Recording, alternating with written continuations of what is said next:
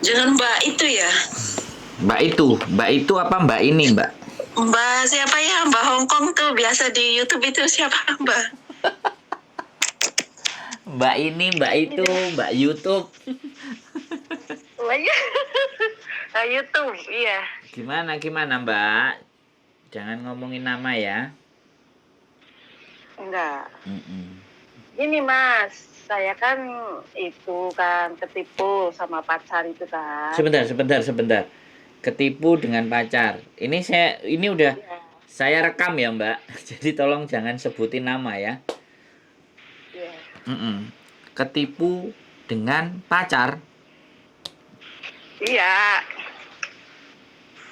Terus gimana? Iya, udah ya pacaran. Terus kan Mm. ternyata kan modus dia kan cuma nipu. Hmm. Terus Kena deh 11 juta. 11 juta Mbak. Iya. Nah, terus Terus aku udah lapor ke KBRI tapi nggak respon gitu Mas. Terus supaya itu aku udah telepon ke, sekarang kan posisiku aku kan di Singapura, oh luar ya. negeri kan. Jadi kan otomatis kalau melaporkan secara langsung kan tidak bisa Ya. melalui online. Aku coba di online juga tidak bisa, saya nggak bisa, tak paham gitu kan. Mm-mm. Nah, terus aku langsung, ini akun palsu Mas ternyata dia itu. Terus Ya, aku itu kan ada di rekening kan ada kode-kodenya kan, kode wilayah kan. Nah, aku langsung telepon ke cabang itu, kodenya kan ada ya cabang, rekening. dia orang Pekanbaru, Mm-mm. gitu kan. Ternyata ada. Dan aku telepon langsung ke Bank BRI Pusat Jakarta, suruh blokir tapi tak bisa juga. Terus gimana solusinya, Mas? Jadi Ya, sampean posisi di luar negeri, terus nomor rekening juga iya. ada, ya kan? Iya, jadi ada, Otomatis iya. otomatis karena sampean walaupun lapor ke laporan cabang, kalau sampean tidak ada laporan ke polisi terlebih dahulu, maka bank juga tidak akan memberikan informasinya. Bisa dipahami nggak? Iya. Ya, jadi langkah yang pertama kan ya memang kasus penipuan dan Anda sampean sebagai korban dan itu harus dilaporkan ke polisi bahwa saya sudah ditipu. Nah, bukti-buktinya apa? Chat dan segala sesuatunya. Terus ada screenshotan dari sosial media yang ada, WhatsAppan dengan sampean. Pokoknya barang-barang itu Iya, semua. jadi ini Mas, dia itu gonta ganti, langsung blokir saya, terus gonta ganti, mungkin punya 1.000 macam nomor WhatsApp atau HP gitu kan. Dia menghilang gitu, ganti lagi gitu. Kalau cari bangsa lagi gitu Mas, begitu. Jadi beri up, gonta ganti nomor WA dan WhatsApp gitu. Iya Mbak, sampean mau mendengarkan penjelasan saya atau penjelasan Iya. sampean saya sampean potong atau sampean yang ganti jelasin ke saya kan Oke. saya ngomong Iya, sampean dengerin tanya ya. kan jadi kan saya jelasin toh gitu loh. Nah untuk Iya. selanjutnya apakah nanti sampean mau jalankan segala sesuatunya apa enggak itu kan kembali ke sampean. Jadi walaupun nomornya banyak berganti A B C D E F G tapi yang tertransfer di nomor rekening yang tertera itu kan ada tuh. Bisa Iya, dipahami nggak? asli. Yang kita Iya. buru yang itu kan, yang nomor transferannya itu kan, gitu loh. Iya, nomor rekening, iya. Nah, nomor Namanya rekening. dan nomor rekening, iya Nah, sama gitu. nah itu kan yang kita buru kan itu gitu loh Mbak. Sama sama informasi dari WhatsApp-nya tadi yang menunjukkan ke nomor rekening tersebut gitu loh. Bisa dipahami nggak? Halo? Iya, iya. Sampean masih denger saya ngomong nggak Mbak? Denger Mas. Nah, Iya makanya denger. Soalnya handsetnya rusak, agak rusak jadi kan itu nah, sekarang kurang denger. Sekarang sampai Sinyalnya Mas. iya, sampai Eh, nanya, saya jawab, sampai dengernya sayup-sayup, nggak jelas. Ya energi saya ya rugi dong kalau seandainya saya ngomong banyak hal terus sampean nggak bisa paham kan ya eman-eman gitu loh. Paham Mas, ngerti. Sorry headsetnya agak rusak dan itu sinyalnya mungkin. Nah, jadi sampean memang harus lapor ke kantor polisi. Dimana kalau sampean pingin ngurus ini loh ya, pingin ngurusi ini yang secara benar dan menangkap dan memperkarakan dia itu bisa gitu loh. Cuman kan harus berhubungan dengan polisi karena ini kan tindak kejahatan karena penipuan, kriminal. Nah, sampean harus lapor. Lah lapor polisi kan pastinya ada tata caranya A B C D barang bukti terus laporan berita acara dan segala sesuatunya kalau memang kita mau kejar. Lah kalau sampean cuman lapor ke KBRI dan semuanya ya sekali lagi ya Mbak, ya saya nggak ngerti yang sudah sampean rasakan ada follow up nggak dari mereka kan kayak gitu loh. Benar nggak? Iya, soalnya aku kalau negeri katanya kalau diproses itu ketangkap itu aku harus pulang gitu kan. Nah iya kan makanya kan ya kan harus membuktikan ya memang sampean harus bikin laporan. Kalau dia di kasus itu Iya. sampean kasuskan karena kan transfernya di Indonesia. Rekeningnya yang ibaratnya masuk itu Indonesia gitu loh. Ya otomatis yang diproses ya yang nama yang tertera di nomor rekening gitu loh. Dan dibumbui atau bukan dibumbui dan dibuktikan lagi dengan chat-chatan sama sampean gitu loh. Oh gitu ya. Iya dong, lah gimana sih Mbak? Dan bank tidak akan pernah membuka data nasabahnya kecuali memang ada pelaporan dari polisi lah, dari semuanya yang memang komplit dan ini disebut sebagai kejahatan kan gitu atau kriminal begitu loh Mbak. Gitu ya. Bisa. Iya, tapi misalkan ya itu kejadian kan bulan 9 2022. Misalkan saya nggak bisa melihat sikon dan itunya mungkin 2 tahun lagi atau setahun lagi bisa diproses itu bisa kalau masih ada bukti-buktinya gitu. Ya. Misalkan. Jadi gini, kalau sampean tanya ke saya, jadi kasus penipuan atau kriminal itu berlakunya sekitar 18 tahun dari kejadian perkara. Itu belum Ya? belum dinyatakan belum dinyatakan basi, belum dinyatakan kadaluarsa. Yang penting sampean bisa lapor dulu kasusnya. Jadi jangan terlalu lama kasusnya. Kasusnya dilaporin dulu ke polisi. Berkas-berkasnya dimasukin dulu semua. Baru ketika caranya gimana saya Mas di luar negeri terus gimana kan riset pengiriman uangnya kan di sini terus gimana caranya makanya saya tanya. Ya ke kantor polisi Mbak, telepon kantor polisi. Udah nggak direspon, nggak diangkat saya dari sini tuh telepon udah berkali-kali nggak direspon. Kantor Pak. polisi Dari Indonesia. Itu polisi Pekanbaru kan ada di Google. Lihat. Dan saya telepon udah berapa kali, saya nggak pernah direspon. Oke, sekarang saya tanya, kalau sampean saya kasih informasi pengacara, sampean berani proses bayar pengacara, biar diurusin sama pengacaranya, ayo. Iya, kalau pengacara itu berapa kira-kira? Nah, makanya sampean harus hitung dulu antara kehilangan uang sampean dengan bayarin pengacaranya nututi apa enggak gitu. Iya, maksudnya gitu. Kan percuma nanti tambah makanya karena sampean tanya kan tak jawab. Iya. Nah, setelah saya jawab kan saya kembalikan ke sampean lagi. Kalau pengacara saya punya atau sampean punya pengacara sendiri ya boleh nanya. Karena pengacara kan dapat jasa, dapat bayaran dari apa yang kita laporkan. Kan ceritanya di situ. Iya tahu. Tapi kira-kira kan mahal kan, ke pengacara kan mahal. Ya itu sampean tanya sendiri ke pengacaranya Mbak. Kan saya udah ngasih info. Kan begitu ceritanya. Bagaimana kira-kira? Halo? Iya, aku sudah minta tolong ya sama tetangga saya yang TNI itu melakukan komputer melaporkan semuanya, tapi nggak bisa juga harus langsung ke sana. Ya iya, ya korbannya sendiri yang harus lapor. Yang lapor harus korbannya. Nah, setelah korbannya lapor, baru proses selanjutnya bisa dilimpahkan ke pengacara. Begitu, Mbak E. Oh begitu ya Iya, nggak salah itu prosedurnya. yang menginformasikan. Ya memang harus pihak korban yang bikin Langsung ke sana gitu, Iya, yang itu alamatnya. betul. Oke. Betul. Kalau sampean nggak bisa pulang, nggak bisa lapor, ya bagaimana mereka memproses gitu. Begitu ceritanya. Itu Gitu. sudah Percuma ya buang-buang waktu kita itu juga kalau percuma ya.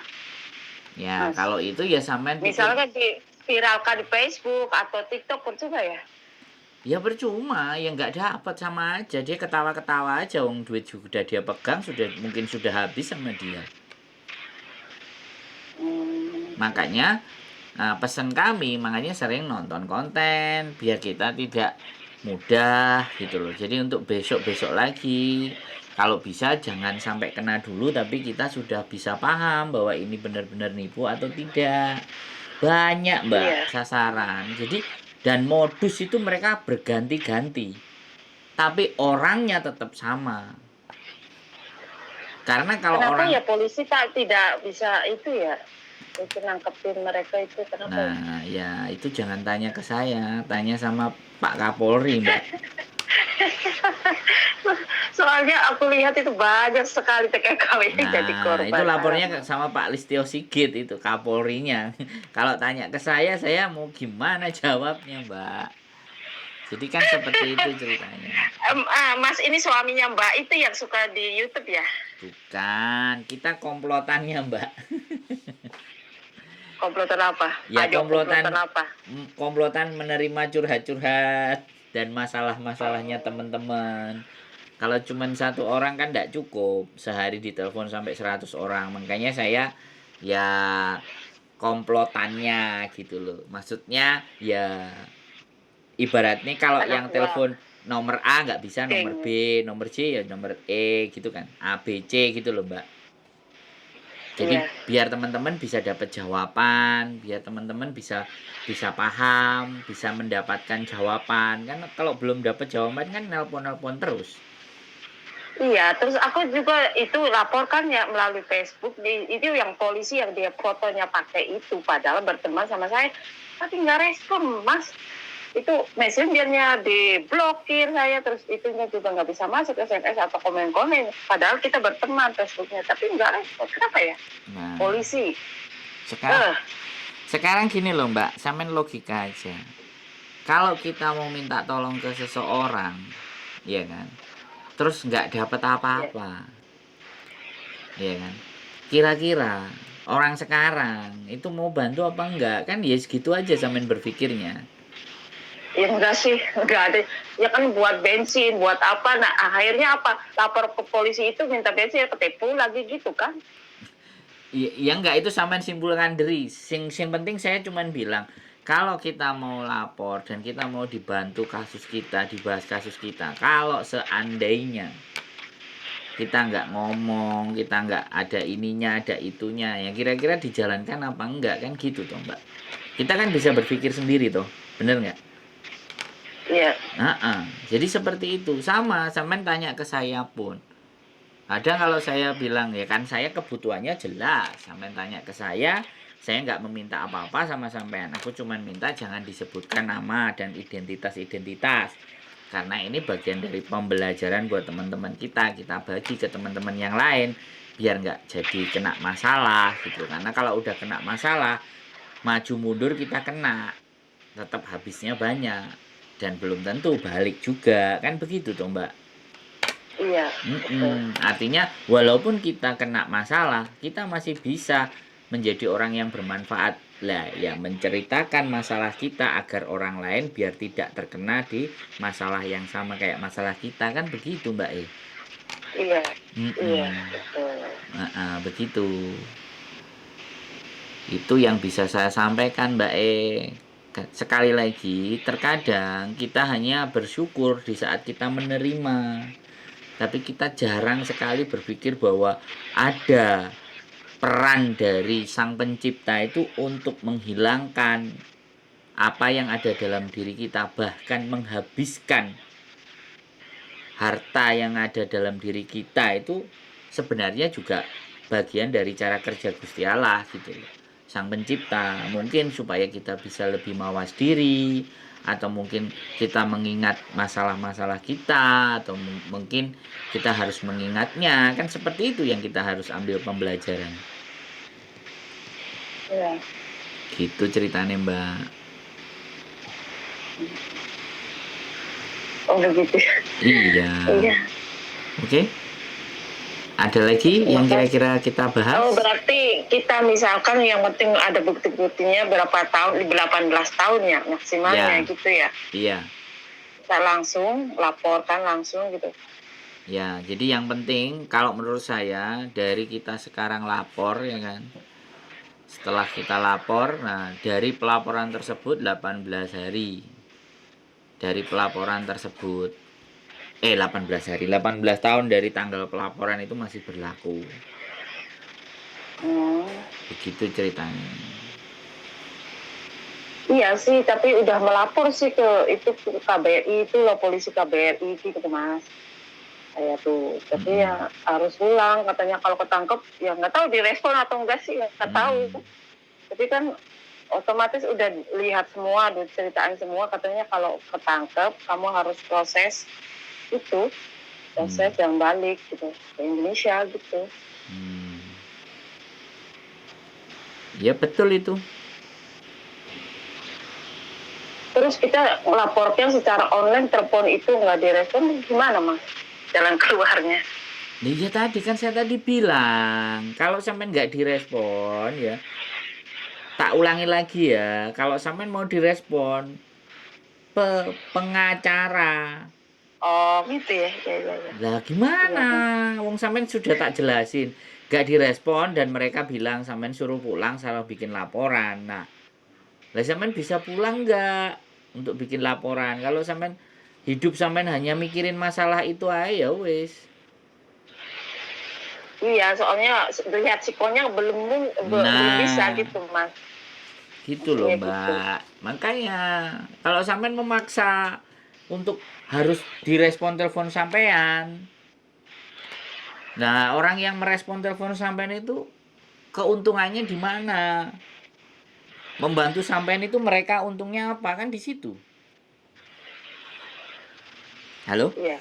Bisa sampean logika kan gitu loh. Iya, betul. Iya, kalau saya sampean tanya, sampean telepon tak angkat. Ya kan? Karena saya bikin konten. Begitu ceritanya. Kan saya sudah ngomong di depan gitu loh.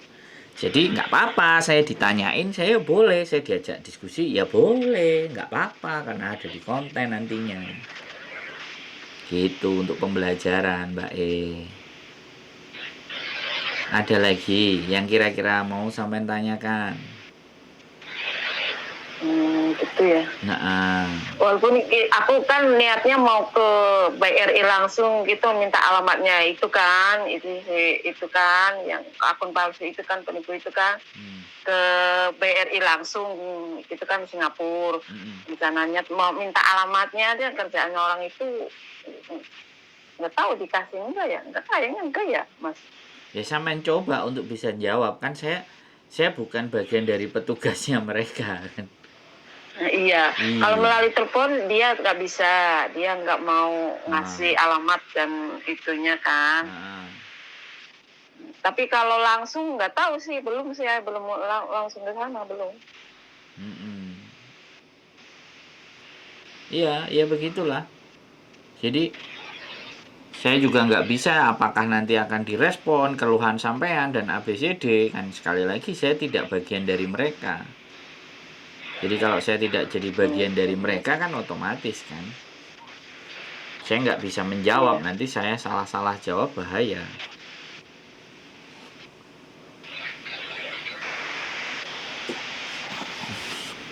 Begitu Mbak E. Oke. Gimana? Makasih ya. Siap. Harus gimana? Duh, ya kan tadi saya sudah ngomong. Dan itunya kondisinya ya. Loh, Kok sampean harus gimana? Kalau sampean masih mau kejar dan tidak terima urusan itu, ya silakan nelpon pengacara supaya sampean dibantu. Kok harus gimana. Lah persoalannya sampean berani nggak keluar uang hanya untuk ngejar 11 juta. Sedangkan pengacara nanti minta 5 juta. Itu pun belum tentu kasusnya kelar, bener, dan uang sampean balik yang 11 juta. Iya, Nah, betul. Nggak langsung. makanya jangan bertanya lagi ke sama harus gimana, kan sudah saya jelaskan. Iya sih, Indonesia begitu ya. Lah, aku gak mau ngomong kalau urusan itu. Jadi sampean harus benar-benar bisa paham gitu loh. Jangan tanya lagi harus gimana. Kalau sampean berani dan mau itu para-karakan, mainkan. Kalau sampean nggak berani, kehilangan uang lagi dan belum pasti, ya cukup berdoa. Gitu saja. Mudah-mudahan digantikan rezeki yang lebih baik. Kan begitu toh, Mbak? Lebih baik, terus mungkin suatu saat bisa diproses lagi. Ya, Kan langsung iya, artinya kan sampean masih bisa. Ada bukti-buktinya. Iya, artinya kan sampean masih belum terima, ya sudah. Kalau sampean masih belum terima ya nggak apa-apa. Ya nanti tunggu sampean pulang baru diurus lagi. Iya, begitu. Kan gitu. Iya. Oke? Oke, makasih ya, Mas. Ya, sehat selalu ya, Mbak, di sana. Baik-baik. Iya, Oke. Iya. Oke. Bye-bye. Assalamualaikum. Waalaikumsalam.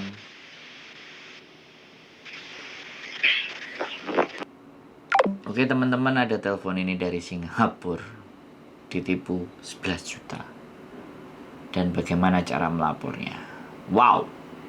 Ya, hati-hati dengan modus apapun. Sekarang penipu sangat berkeliaran. Dari yang nggak profesional, yang profesional, sampai yang sangat canggih yang disebut sebagai hacker. Itu mengancam teman-teman, mengancam kita semuanya. Karena kejahatan kali ini tidak atas karena diberikan kesempatan, tapi kejahatan itu sudah menggunakan ilmu pengetahuan. Jadi nambah-nambahlah ilmu pengetahuan dan banyak-banyaknya belajar untuk bisa memahami apakah skema yang di dalam diri kita termasuk skema-skema penipuan. Keep stay tune in my YouTube channel and see you next video. Bye-bye.